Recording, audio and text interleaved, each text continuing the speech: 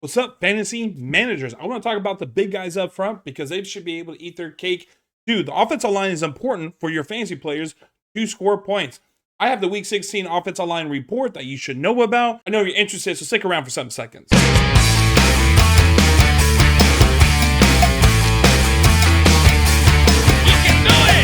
This information can help you decide your own fantasy tiebreakers, who to start, who to sit. By understanding who has the advantage in the trenches will give you advantage over your league mates. I have 3 players that you want to target, and I have 3 players that you want to avoid. All this information is on PFF. I subscribe to it, so you don't have to. I will relay the information to you, starting with my notes right now. And let's get right into it. I want to talk about the first game here. It's going to be the Minnesota Vikings versus the Seattle Seahawks. We are targeting the Minnesota Vikings offensive line. The Vikings offensive line has earned a 74.2 pass blocking grade. That is a top 10 mark this season. The Seahawks defensive line has managed just a 61.1 pass rush grade, a below average mark this season. The Vikings offensive line have done a good job at actually protecting the quarterback. They're keeping it clean, they're keeping it upright, not a lot of sacks this year. And the Seattle Seahawks defensive line, well, they're not the worst, but they're not the best. They're just average. So this is saying the Vikings top tier offensive line is going to overpower the Seattle Seahawks defensive line when it comes to the passing game. And who's that impact? Well, it's going to impact Sam Darnold. And Sam Darnold started off the season fucking great. He was killing it, 20-point games. But since week 5, it's kind of been a roller coaster. It's been up and down for him.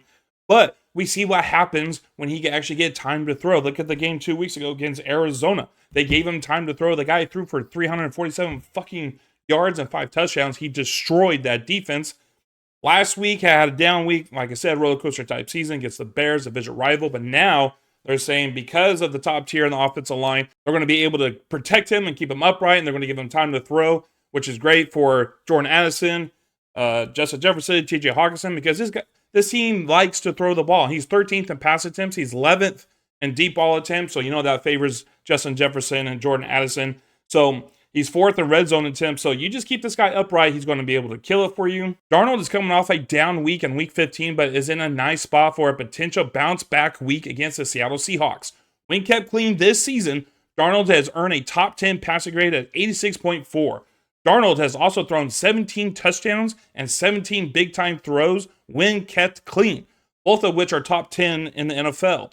Darnold's receiving options should be able to do the majority of the heavy lifting for him again this week, as he is able to operate from a clean pocket for a majority of the snaps and push him back into the top 10 fantasy quarterback territory this season. Sam Darnold, all he has to do is just get it to his playmakers, like Jordan Addison and Justin Jefferson and TJ Hawkinson, all that great stuff. I don't know if he's going to put up 35 points like he did against Arizona, but if we're going to get the Sam Darnold that we think we're going to get for this game, he's going to be a top 10 quarterback for week 2 in your fantasy playoffs. Now, let's take a game I want to get into. In the second offensive line I want to talk about, yes, we're talking about it, the Jacksonville Jaguars, one of the worst teams in the league, but they're going to have an impact player on their team this week. They are playing against the Las Vegas Raiders. The Jaguars' offensive line has been right around average in terms of pass blocking grade this season, 71.7, and has done a nice job preventing pressure, ranking as the 4th best unit in pressure rate allowed at 20.6%. What the fuck happened to Trevor Lawrence then? Oh my God. Anyway, the Raiders' defensive line, now without Max Crosby, ranks just 27th in pass rush grade at 62.1 and 26th in pressure rate at 30%. Max Crosby, he is 9th overall in pressures to the quarterback. So now he's out of the lineup. That's going to be a huge loss for the Raiders again. So they're saying that because he's out, it's a huge drop to the defensive line for the Raiders, which bumps up the Jacksonville Jaguars offensive line. And who's is going to impact the most? It's going to impact my play of the week for tight ends, Brenton Strange. And it's like when Evan Ingram went down, we got another Evan Ingram to replace him. And you got him off the waivers. And then early in the year, when Evan Ingram's missed about like 4 games, Strange replaced him, and he averaged 9 points a game, full PPR. And then last week, he only got 12 targets, 11 receptions, 73 yards, and got 18 points for you in the first round of the playoffs. PFF is saying to do it again. I mean, by God, this guy, his yards per route run is 11th overall for tight ends, and you got this guy off of the waivers. He is a backup. In games without Evan Ingram, Strange is earning a top 10 target rate for the position when his quarterback is kept clean 24.8% of the time. In those 5 games, Strange has also finished as a top 10 PPR tight end in 4 out of the 5.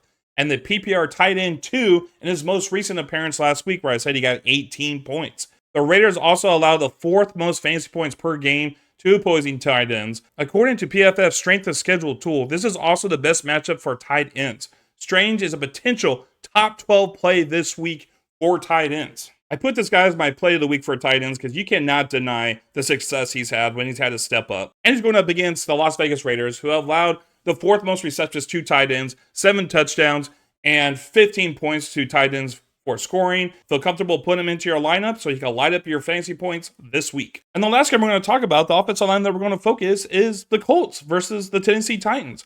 The Colts offensive line is generating 1.6 rushing yards before contact per attempt. That's the third best mark on the year. The Titans rank closer to average in rushing yards before contact per attempt, allowing 1.1 yards this season. So this is something for the Colts that they've actually improved on during the year because they weren't always the third best. They were kind of in the middle of the pack, but over the year they have continued to work on it. And now, look at this. This is third best mark on the year. And the Tennessee Titans, we've always known you don't run against the Tennessee Titans. But lately, you've been able to run against the Tennessee Titans. So when it comes to the running game, who are we going to target? Well, how the turntables, and it's going to be Jonathan Taylor. It was just last week when they were saying to pause or to avoid Jonathan Taylor against the Denver Broncos defense. And it kind of worked out, but then also it kind of didn't because if the dude would have just held on to the ball for one fucking step longer, he would have had a touchdown. That would have put him into running back 2 numbers where he actually could have had an impact and help you win for a week. But instead, he finished, I think, with like 11 points, where that's not helping anybody win from a running back that you got in the first round. So Taylor has disappointed fantasy managers in recent weeks after not cracking the top 12 PPR running backs since week 8. The Titans allow the 13th most fantasy points per game to opposing running backs and ranked as the 12th best matchup according to PFF's strength of schedule tool. This is purely a matchup and opportunity play to provide confidence in Taylor to deliver one of his better games of the season. Taylor has seen a 44.2 touch rate, which is a strong number and the key to taking advantage of this matchup where the Colts are home favorites that should be in a position to run the ball more often and effectively. So, yeah, the Colts they're third best in yards before contact, and Titans ranked in the middle of the pack. So, yeah, PFF is saying the Colts offensive line is top tier in rushing yards before contact, which is very important. And the Titans they're about average. So, there's not that extreme gap, but there's a large enough gap that if you just give the ball to a talented running back enough times, like Jonathan Taylor, that he is going to produce this game. I mean, by God, they said opportunity share, he's 1 overall. Snap share, he's 2 overall. So, yeah, he gets the ball. He's 14th in carries. He's going to get the ball in this game. They're saying his effectiveness and how much opportunities he's going to get will make an impact on that 13th ranked run defense, and he should be able to be put into your lineup to line up your fantasy points for this week. If you made it this far, and if you're enjoying the information I'm giving you about the offensive line report for week 16, then please hit the subscribe, press the like. It goes a long way. We have a goal to reach 2,000 before the season's over. We're almost there. We can't do it without you guys. We appreciate all you zoners out there. Anything and everything goes a long way. Thank you for watching. Now let's talk about the other side of the spectrum. Let's talk about players that you want to avoid, that you want to ice out of your lineup. And let's talk about the Rams offensive line versus the New York Jets defensive line. The Rams offensive line has managed just a 51.6 pass blocking grade, which ranks 31st this season, while allowing a 29.1% pressure rate. That's the 8th worst mark on the year. The Jets defensive line has generated a 36.9% pressure rate. That's the 8th best mark, and a 27% quick pressure rate. That's the 3rd best mark on the year. So the Jets' defensive line have been on this numerous times just because of how well their defensive line can get to the quarterback, how often they get to the quarterback, how fast they get to the quarterback. And the Rams' offensive line, they cannot protect, they cannot keep the pressure away from Matthew Stafford. And that's actually who we're targeting again today that you want to ice out is Matthew Stafford. Now, going after Matthew Stafford to ice him out of your lineup, PFF is saying to do that, but to me, it's always a reach because he has elite wide receivers like Cooper Kupp, Puka Nacua, and he also has Kyron Williams who can catch the ball in the backfield. So it's difficult because he has to get knocked down, but he just needs a couple of throws to either one of his wide receivers or running back, and they can break off a long touchdown. So it is scary to say like, oh, I want to ice this guy out, but it also makes sense. I mean, the stats are saying his clean pocket completion percentage when he's upright, no pressure at all, it's 4th overall. He has the 4th best completion percentage in a clean pocket, but then when he gets to the pressure, when he's pressured in a pocket, his completion percentage is 39th overall. And that's like one of the largest gaps in starting quarterback. So I get it. When you put pressure in Matthew Stafford's face it is hard for him to be accurate and get the ball to his elite wide receivers. Under pressure this season, Stafford has earned the worst pass blocking grade among 44 qualifying quarterbacks, 28.9. This has resulted in 12 turnover-worthy plays, that's the third most, and 5 interceptions, that's tied for third most. Under pressure, Stafford has thrown just 2 touchdowns and a 2.1% big-time throw rate. That's 39th among the same 44 qualifying quarterbacks. Stafford should likely be outside the top 15 fantasy quarterbacks for this upcoming week against the Jets. But also you got to put in perspective is that the Jets secondary has been giving up points. They've been giving up 275 passing yards a game. That's actually the 8th most in the last 3 weeks. So like I said, this is always a reach when you try to go after Matthew Stafford because of his offensive weapons. But if you have someone else in your lineup, another quarterback that you are for sure, that you're guaranteed that he's going to be earning enough fantasy points that won't lose you this upcoming week in week 16, maybe you should think about playing him instead of Matthew Stafford. And the second game I want to talk about is the Washington Commanders versus the Philadelphia Eagles. The Commanders' offensive line has managed just a 69.9 pass blocking grade, which ranks 21st on the year. The Eagles' defensive line has earned a 85.6 pass rush, the second best mark, and has generated a 37.1% pressure rate that ranks 7th. This is why we're seeing Dane Daniels scramble so much. I mean, I love it because he's my quarterback. I want to see him get those extra yards. In the Eagles' defensive line, they're great at getting the quarterback. They do it at 37% of the time. That's a very high number. That's 6th best. So they're going to get it into Jaden Daniels' face again. We saw it the last time they played. Jaden Daniels couldn't do anything. But that's not the person I'm going to talk about icing out. We're going to ice out Terry McLaurin. Terry McLaurin, he's been playing great this whole season. He's actually wide receiver 5 on the year. I have him in my league. I have him in the listener league. He's been carrying my ass to the listener league, but I've never been more afraid than I have been right now. And I watched The Exorcist when I was 8 years old, and I was terrified. I am more scared about this matchup because what happened last time. The last time he went up against the Eagles and he faced off against Quyon Mitchell, he only allowed 2 targets and 1 reception for 10 yards, and that was it. That whole game was a mess, and I'm afraid that it might happen again because Quyon Mitchell is a baller. He's a great cornerback, and he's going to be covering Terry McLaurin again. To be very clear, McLaurin has been excellent all season, so this isn't about sitting him, but more about tempering expectations in a difficult matchup.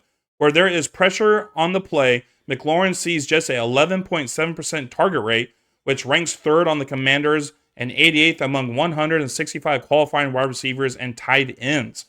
McLaurin has made the most of his opportunities this year in those situations, but has typically been made up of unstable big plays. And he's averaging a very high 26.6 yards per reception in those situations. The Eagles are also allowing the fewest fantasy points per game to opposing wide receivers. And the last time that McLaurin faced them in week 11, he managed just 1 catch for 10 yards. Yeah, PFF knows. He's wide receiver 5. You got to play this guy just because of the big play potential. But I'm very scared because of the matchup. They were able to lock him down. And if they're going to be getting in Jane Daniels' face, like they're saying that's going to happen because of the offensive line, he's probably going to have another down game. So lower your expectations of what he could do and try to see if you can make some maneuvers in your lineup. But, yeah, just lower your expectations and play and pray is what I like to say. Play and pray. Now, the third game that we're going to focus on is going to be the Tennessee Titans offensive line versus the Indianapolis Colts defensive line. The Colts are generating just a 0.9 rushing yards before contact per attempt, which ranks 30th. And they've earned just a 48.2 run blocking grade, which also ranks 30th. This is actually a pretty crazy stat for Tony Pollard, because Tony Pollard has been playing well as he is RB17 on the season. You wouldn't think he'd be able to generate those numbers with a horrible run game. The Colts defensive line has allowed 1.1 rushing yards before contact per attempt. That's the 8th best mark, while the unit's 61.4 run defense grade is also the 8th best mark. So the run defense for the Colts are actually top 10 in yards per allowed in the grading. So this is a good Colts defensive line going up against a Titans offensive line that just is not good at rushing the ball. I want to make this quick because there's a real high chance that Tony Pollard is not going to play this weekend. He's going into the game questionable, and he hasn't practiced all week. So Pollard is not only dealing with injuries right now, but there's also a chance that with the season done, and as a result of Pollard being banged up, the Titans rely a little more on Tyjae Spears going forward. And that is something to think about because Tony Pollard, when he went out in the game against Cincinnati, Tyjae Spears came in and put up 26 points. When considering the matchup as well, when contacted 2 or fewer yards before contact per attempt, he managed just a 14.8% first down plus touchdown rate, a below average mark for this position. Pollard's 54.7 rushing grade in those situations ranks just 31st among 55 qualifying running backs. The Colts have been a good matchup for running backs, though the concern with Pollard taking on a lighter workload and the disadvantage in the trenches likely pushes him closer to being outside the top 20 fantasy running backs this week, and that's not good when you're trying to win a playoff. So I would take a closer look at your lineups and see if there's somebody else that you'd rather put in, because this is saying he's getting beat up, the season's over. It's already kind of a tough matchup because of the yards per carry. Tajay Spears did well last week when he came in. This might be a player that you want to ice out of your lineups and see if there's... This is a player that you probably want to ice out of your lineups for this week. And now I want to get into my quick hits. And these are the games, a few games that you want to be a part of or stay away from. First, I want to talk about games that we want to be a part of. And the first game I want to talk about here is the Carolina Panthers offensive line versus the Cardinals defensive line. Carolina only allowed 26% pressure rate. That's actually below average. And it turns into a sack 13% of the time. That's also below average. The Arizona Cardinals only get to the quarterback. They only pressure the quarterback 28% of the time. It is converted into sacks 19% of the time, which is pretty good. That's higher than normal, but they never get to the quarterback. So that means Bryce Young is going to be back there all alone, just waiting to throw the ball. He's going to be untouched. So that could benefit some Bryce Young play here. And let's see some wide receiver matchups for him as well.